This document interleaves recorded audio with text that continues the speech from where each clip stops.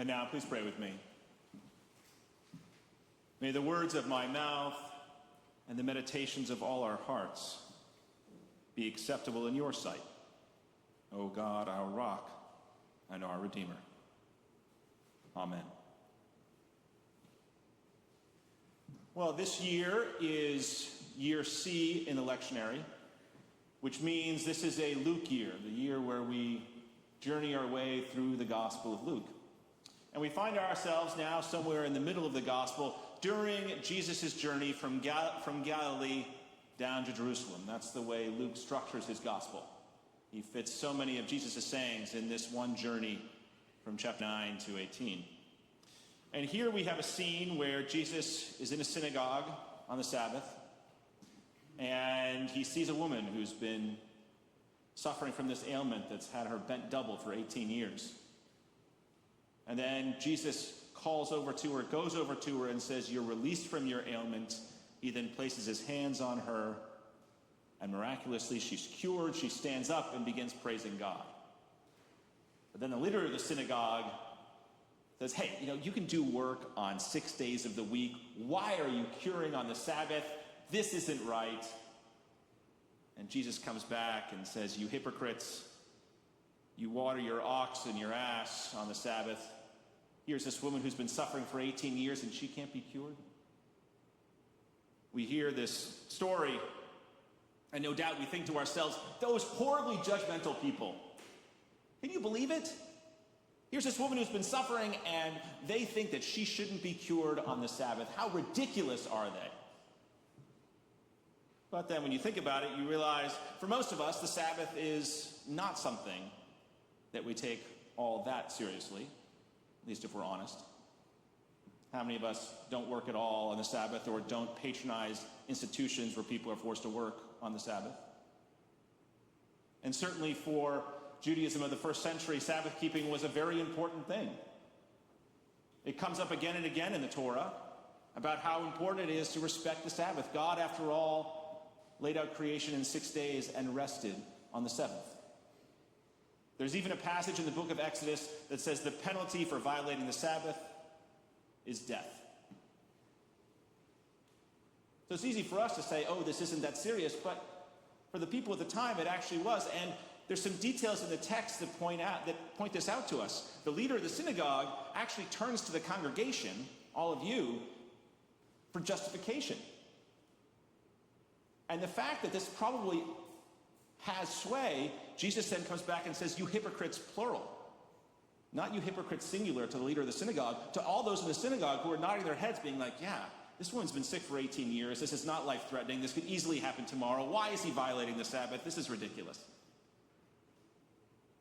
And what it makes me think of is how often we have rules in our society. We need rules in our society. Our society is structured by our codes of conduct. These rules make a difference, but the thing about us, unlike, say, ancient Judaism, the thing about us is that our rules are often not written down. They're unspoken.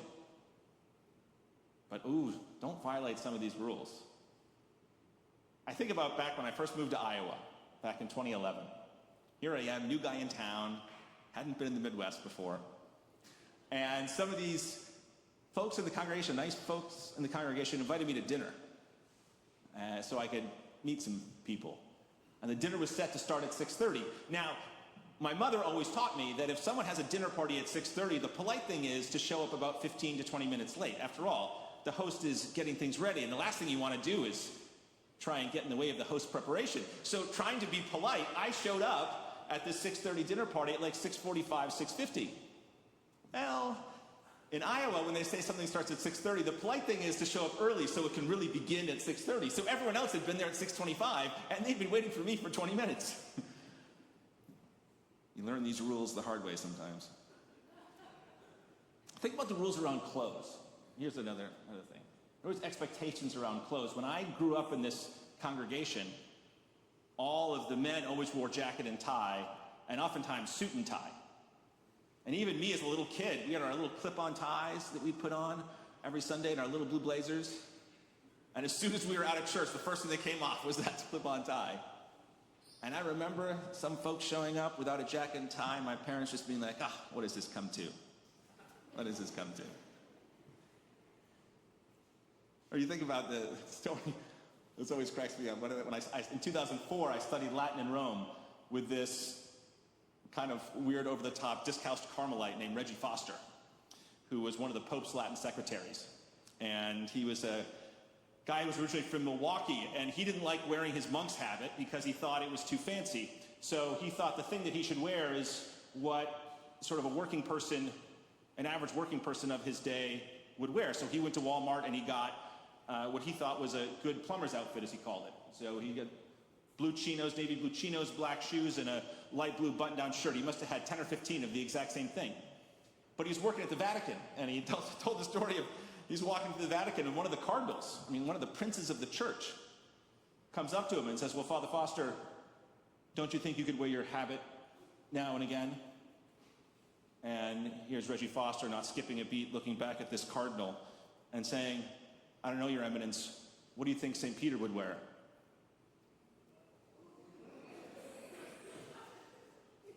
Or I think also about clothes and conventions. It's so funny.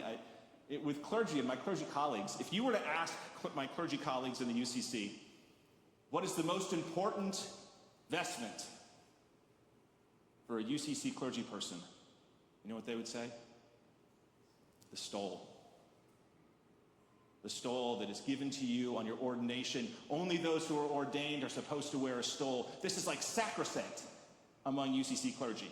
They can wear anything else, and trust me, many do, but the stole is the one thing that matters. Which I find funny because before the 1970s, no congregational clergy person ever wore a stole. Conventions. Rules. Unstated rules. Let's say someone in your neighborhood decided that they were going to let their lawn grow wild. They wanted to rewild the lawn. What do you think the neighbors would think about that? Oof. Violating rules. When I was a kid, I remember there was this really successful entrepreneur who decided to build his dream house, and he built it on the corners in the 1990s. Some of you might remember this. On the corner of Edmonds and Albion Road, he built this house. It's this huge house, like over 10,000 square feet.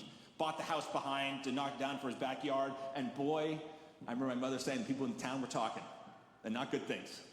He didn't understand. He was supposed to be understated in this town. He didn't get the rules. He didn't find the rules. And it was funny, I went down to Houston. People don't care about the understated thing down in Houston. Rules, of course, also change with age. Before your frontal lobe is fully developed at age 25, rules are more important, and people are more comfortable with violating the rules and having gray when they're older than when they're younger. One of the classic things is rules around, say, for instance, cohabitating. It's changed over time. Also depends on the age. Your son or daughter's in college and brings back their significant other. Should they stay in the same bedroom while they're visiting? But let's say you have parents, a parent who's gotten together with someone new but decided for various reasons not to get married, and they were staying with you. Well, of course they'd be staying in the same room. These rules depend on age. Now, in the Christian tradition, there's lots to be said about the nature of rules. In the Roman Catholic Church, particularly before Vatican II, the rules were very clear. The do's and don'ts. You could ask any priest and they would tell you the do's and don'ts. For the Catholics, they were based in a reading of natural law theory. But for Protestants, this has always been a sticky wicket. The reason is, going back to the Reformation, Martin Luther said we are saved by grace through faith. Right? And the rules are there to condemn us, but then we're saved by grace. So the big question is, well, now that we're saved, do we have to follow the rules? This is known in the Christian circles as the antinomian question. If you know anything about Anne Hutchinson in early Massachusetts, you've heard of the antinomian controversy. So what rules do you follow? You ever think about that? You've been saved, great. You live by grace, wonderful. So do you need to follow any of the rules? This is why Christians get judged for being hypocrites all the time, Because they're like, oh, you go to church on Sunday, but then you're mean to someone else. You're not following the rules, you know?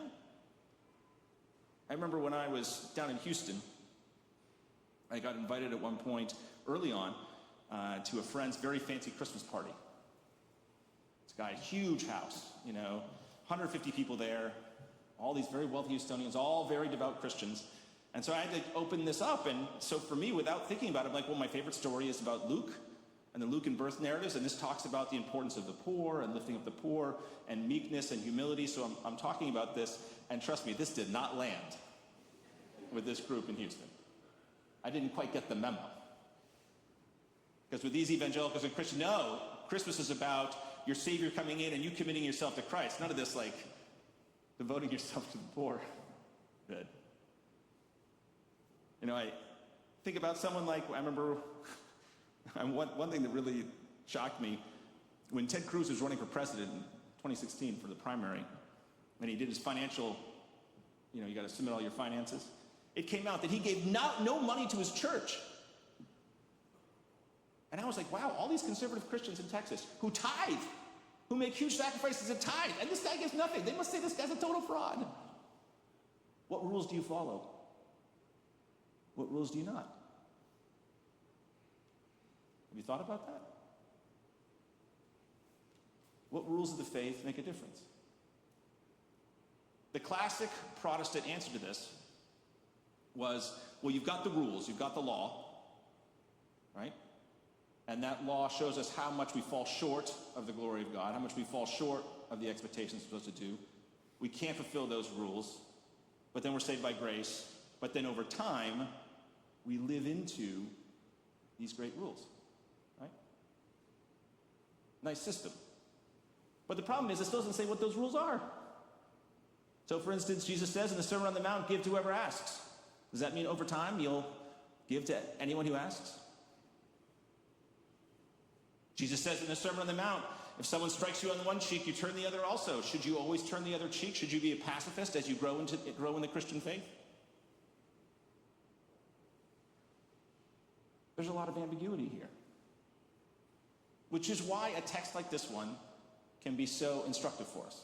Because Jesus actually gives us an answer here. Because he only brings up two things. He says, one, again, in his critique of the people in the congregation, he's not critiquing the Sabbath in this text. He's critiquing people's selective interpretation of Sabbath rules. That's what he's critiquing. He's like, you have no problem taking care of your ox or your ass on the Sabbath. But for some reason, I can't take care of this woman who's been suffering. So when it comes to rules, one of the things he points out is, are we consistent in how we apply various rules to ourselves, to other people? And the truth is, so often we're not. That consistency is hard. It requires real honesty. We oftentimes don't like that. There's a funny meme that came out last year that sort of touches on this. I don't know if you saw it. It's like, what are those things that are classy if you're rich but trashy if you're poor? Did you see this one? Where, like, day drinking, trashy if you're poor but classy if you're rich. Or another one that was funny was like owning an old car, classy if you're rich but trashy if you're poor. Or like speaking two languages. I thought that was a funny one. But my favorite by far was, what's classy if you're rich but trashy if you're poor? Florida. But they're all listed them. But the whole point of these memes and the humor behind them is because it's trying to point out, are we being consistent about how we apply different rules to different people? And certainly within our society, so often we are inconsistent about how we apply rules to people who are poor. And it's important to say, well, if we're going to ask something of someone else, are we asking the same thing of ourselves? Well, how are we actually interrogating these rules? And are we being consistent in our ethical actions? This is what Jesus is asking us. I remember a few years ago, this is an interesting one. A few years ago, back in 2016, you probably remember this, there was the whole controversy of the Keystone XL pipeline out in North Dakota.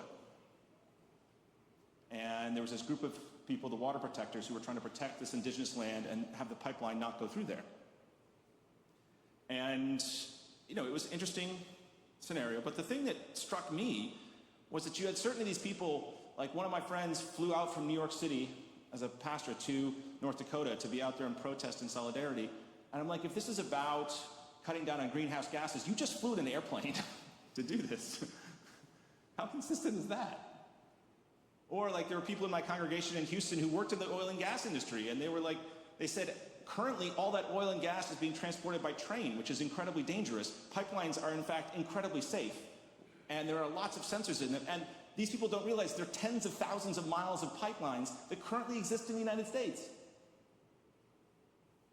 Now again, these issues are complicated, but you're just pointing out, are we being consistent in how we're addressing this? That's the first thing that Jesus says. But the second thing is much more important. And this is a classic Jesus thing. Jesus sees the individual, the person. Rules are well and good, but do you actually see the person? And this bothers me the most, especially these days in the way in which society deals with transgender issues. Because this, for so many people, violates basic rules.